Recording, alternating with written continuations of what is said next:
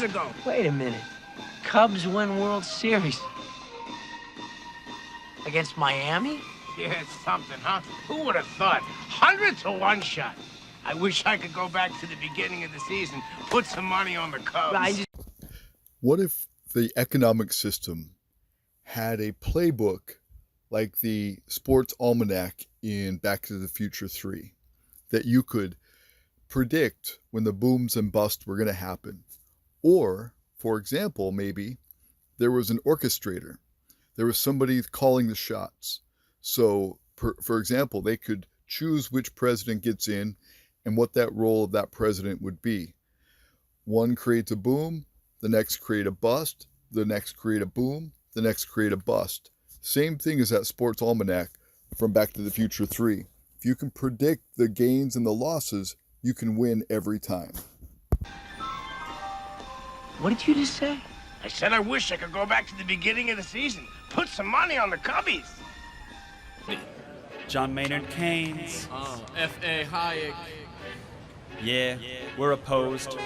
We oppose each other philosophically. In the same studio. We've been going back and forth for a century. I want to steer markets. I want them set free. There's a boom and bust cycle and good reason to fear it. Play low interest rates. It's the animal spirits. John Maynard Keynes wrote the book on modern macro. The man you need when the economy's off track. Depression, recession, now your question's in session. Have a seat and I'll school you in one simple lesson. Boom, 1929, the big crash. We didn't bounce back, economy's in the trash. Persistent unemployment, the result of sticky wages. Waiting for recovery, that's outrageous. I had a real plan, any fool can understand. The advice real simple, boost aggregate demand. C-I-G, altogether gets to Y. Keep that total growing, watch the economy fly. We've been going back and forth for a century. I want to steer markets. I want them set free. There's a boom and bust cycle and good reason to fear it. Play low interest rates. It's the animal spirit. You see, it's all about spending. Hear the register cha-ching.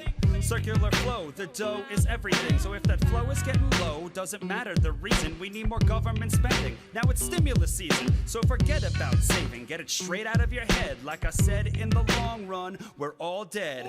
In many cases, I probably identify more as a Democrat. Is Donald Trump secretly a Democrat? I'm serious. How else do you explain the huge political mess he's created for the GOP? There's a small possibility that this gentleman is a phantom candidate. Mr. Trump has a close friendship with Bill and Hillary Clinton. They were at his last wedding. He has contributed to the Clinton's foundation. He has contributed to Mrs. Clinton's Senate campaigns. All of this is very suspicious. There's a boom and bust cycle and good reason to fear it. Play low interest rates. It's the animal spirit. You see, there's a boom and bust cycle and good reason to fear it. Play low interest rates. It's the animal spirit. You see. Hillary Clinton, I think, is a terrific woman. I mean, I'm a little biased because I've known her for years. I just like her. I like her, and I like her husband. I'm very pro-choice. I think Bush is probably the worst president in the history of the United States. I would tax people of wealth, of great wealth. A liberal on health care, a liberal on health care, a liberal on health care. Once he even said he would hire President Obama and agreed he saved the economy. Of course he claims he's not a secret Democrat. Isn't that what he'd say if he was a secret Democrat? Now, I'm no conspiracy theorist, but I think the evidence speaks for itself. We have to act. We can't wait and play games and nothing gets done. President Trump stunned lawmakers on both sides of the aisle Wednesday with his overarching demands for gun control. Like, take the firearms first and then go to court. After Vice President Mike Pence suggested court procedures for removing guns from dangerous people, Trump caught him and many in the room off guard by seeming to dismiss due process. I like taking the guns early, so you could do exactly what you're saying, but take the guns first, go through due process second.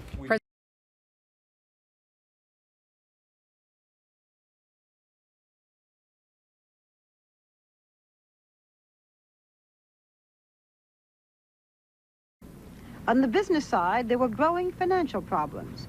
In May, Forbes magazine reported that Trump's financial worth had dropped by 2/3 to $500 million. In June, Trump missed a payment to the bondholders of his Trump Castle Casino in Atlantic City. The Trump shuttle, which he bought last year from Eastern Airlines, wasn't making a profit. Manhattan's largest tract of undeveloped land, all 76 acres of it, was just sitting there. Trump bought it 6 years ago for $95 million. It's still undeveloped, and there are no buyers in sight. Trump's bankers had a choice. They could force him into bankruptcy or loan him more money. They chose to lend, but the terms were harsh. He had to relinquish a great deal of control over his empire, and Trump had to either get his assets to produce more money or sell them.